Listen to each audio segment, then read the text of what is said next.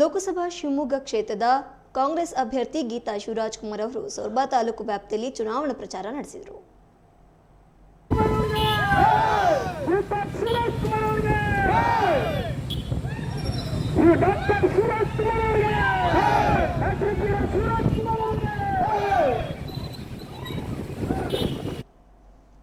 ಇದೇ ವೇಳೆ ಸೊರಬದ Bangarappa ಧಾಮದಿಂದ ಶಿಗ್ಗಾಂವರೆಗೆ bike rally ನಡೆಸಲಾಯಿತು. ಕಾಂಗ್ರೆಸ್ ಅಭ್ಯರ್ಥಿ ಗೀತಾ ಶಿವರಾಜ್ಕುಮಾರ್ ಅವರು ಮಾಜಿ ಮುಖ್ಯಮಂತ್ರಿ ಬಂಗಾರಪ್ಪ ಅವರ ಸಮಾಧಿಗೆ ಪೂಜೆ ಸಲ್ಲಿಸಿ ಬಳಿಕ ಬೈಕ್ ರ್ಯಾಲಿಯಲ್ಲಿ ಪಾಲ್ಗೊಂಡರು. ಬೈಕ್ ರ್ಯಾಲಿಗೆ ಶಿಕ್ಷಣ ಸಚಿವ ಎಸ್ ಮಧು ಬಂಗಾರಪ್ಪ ಅವರು ಚಾಲನೆ ನೀಡಿದರು. ರ್ಯಾಲಿಯಲ್ಲಿ 2000ಕ್ಕೂ ಅಧಿಕ ಕಾರ್ಯಕರ್ತರು ಪಾಲ್ಗೊಂಡಿದ್ದರು. ಸೊರಬದಿಂದ ಆರಂಭಗೊಂಡ ಬೈಕ್ ರ್ಯಾಲಿ ಶಿಗ್ಗಾಂವರೆಗೆ ಸುಮಾರು 15 ಕಿಲೋಮೀಟರ್ ಕ್ರಮಿಸಿತು. ಬೈಕ್ ರ್ಯಾಲಿಗೆ ಸಚಿವ ಮಧು ಬಂಗಾರಪ್ಪ ಸಾರಥ್ಯ ವಹಿಸಿದರು.